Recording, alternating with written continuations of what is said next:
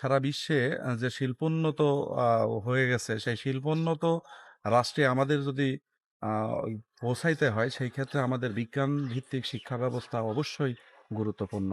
মনে হয় আমরা ছাত্রদের কাছে যে কারিকুলামটা পৌঁছায় দিতে যাচ্ছি, ছাত্ররাও এটা গ্রহণ করতে পারছে না, অথবা অনেক টিচারও এটাকে খুব একটা ভালোভাবে নিতে পারছে না।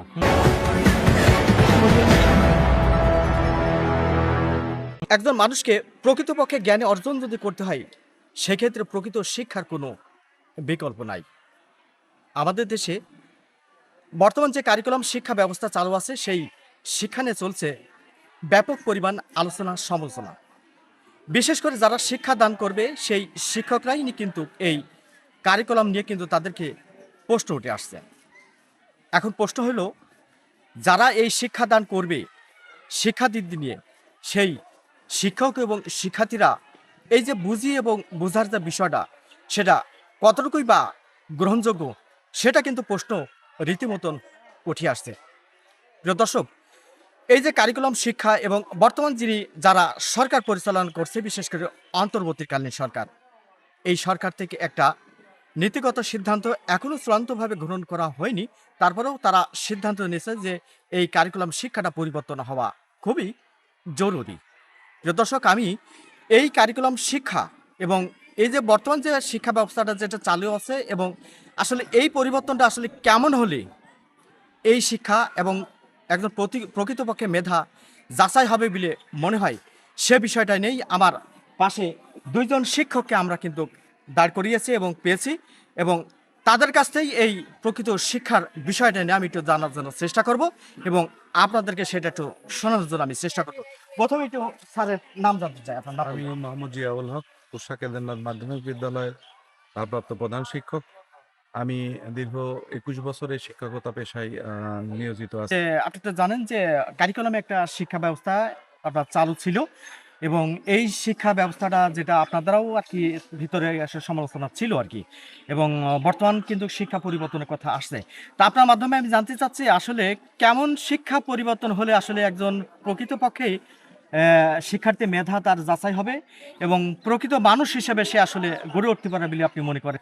বর্তমান আমাদের এই একবিংশ শতাব্দীতে সারা বিশ্বে যে শিল্পোন্নত হয়ে গেছে, সেই শিল্পোন্নত রাষ্ট্রে আমাদের যদি ওই পৌঁছাইতে হয়, সেই ক্ষেত্রে আমাদের বিজ্ঞান ভিত্তিক শিক্ষা ব্যবস্থা অবশ্যই গুরুত্বপূর্ণ।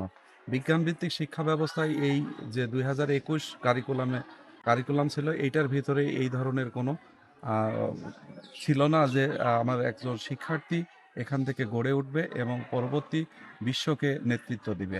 এমন একটা শিক্ষা ব্যবস্থা আমরা চাই, যে শিক্ষা ব্যবস্থা সারা বিশ্বে বাংলাদেশ যাতে নেতৃত্ব দিতে পারে, এবং নেতৃত্ব দেওয়ার জায়গা কিন্তু সবসময় আমরা বাঙালি সারা বিশ্বে দিয়ে আসছি, এবং সেই জায়গা থেকে আমাদের একটা বৃহৎ চক্র আমাদেরকে পিছানোর জন্য একটা কারিকুলাম আমাদের সামনে দাঁড় করাইছিল, যেটা অবশ্যই আমি দাবি করব এই সরকার ব্যবস্থার কাছে, যাতে এই কারিকুলাম বন্ধ করে আমাদের এমন একটা শিক্ষা ব্যবস্থা আমাদের সামনে দেয়, যাতে আমরা নিজেরা বোধোদয় হয়ে আমাদের শিক্ষার্থীদেরকে সুন্দরভাবে পাঠদানের মাধ্যমে তাদেরকে এই উন্নত বিশ্বের সাথে খাপ খাওয়াই নিতে পারি।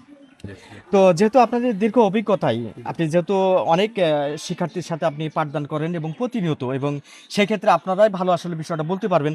এই যে গতানুগতিক যে শিক্ষা ব্যবস্থা, বিশেষ করে এই যে কারিকুলাম, জি। তো সেই ক্ষেত্রে আসলে কারিকুলাম নিয়ে যদি একটু বিষয়টা প্রথমে একটু বলতেন। আসলে আমাদের যে বর্তমান কারিকুলাম যে তৈরি হয়েছে, অথবা ২০২১-এর নীতিমালায় যে কারিকুলাম তৈরি হয়েছে, এটা আমাদের মনে হয় আমরা ছাত্রদের কাছে যে কারিকুলামটা পৌঁছায় দিতে যাচ্ছি, ছাত্ররাও এটা গ্রহণ করতে পারছে না, অথবা অনেক টিচারও এটাকে খুব একটা ভালোভাবে নিতে পারছে না। হুম, হুম। তারপরে আমার আমার মতে মনে হয় যে আগের যে সৃজনশীল পদ্ধতি ছিল, এটাই ফিরে গেলেই মনে হয় আমার ভালো মনে হয় আমার। মানে সেক্ষেত্রে আসলে প্রকৃত একজন শিক্ষার্থী যে সেক্ষেত্রে তার প্রকৃত মেধাটা আসলে যাচাই হবে। যাচাই হবে। আগে যাতে পরীক্ষা পদ্ধতি থাকবে, ছাত্ররা যাতে পরীক্ষার একটা চিন্তাভাবনা নিয়ে লেখাপড়া করবে, যাতে তার মন মানসিকতা ওখানে বিকশিত হবে।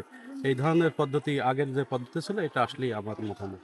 হ্যাঁ, সবচেয়ে ভালো হবে। ভালো। প্রিয় দর্শক, আমি সরাসরি আপনাদের সাথে সংযুক্ত ছিলাম, বিশেষ করে এই যে কারিকুলাম শিক্ষা ব্যবস্থা, পাশাপাশি এই যে কারিকুলাম শিক্ষা পরিবর্তন হওয়ার পরে যে এখন নতুনভাবে আসলে কোন শিক্ষা পদ্ধতি হলে আসলে একজন মেধাবী যে শিক্ষার্থী আসলে তার মেধা যাচাই হবে, এবং যারা শিক্ষক বিশেষ করে এই ব্যাপারে যারা শিক্ষার্থীদের সাথে ওতপ্রোতভাবে জড়িত, আসলে তারাই যেহেতু তার মানুষ গড়ার কারিগর হিসেবে ব্যবহার হয়, তো সেক্ষেত্রে তাদের জন্য বোঝার ব্যবস্থা হয়। তো দর্শক, আমি এতক্ষণ ধরেই এই যে নতুন যে শিক্ষা ব্যবস্থা পরিবর্তনের যে বিষয়টা, সেই ব্যবস্থাটা আসলে কেমন হলে ভালো হয়, সেই ক্ষেত্রে দুইজন অভিজ্ঞ শিক্ষককে আমরা পেয়েছিলাম, এবং তাদের কথা এবং তাদের মতামত কিন্তু আপনাদের সামনে আমি তুলে ধরার জন্য আমি চেষ্টা করেছি।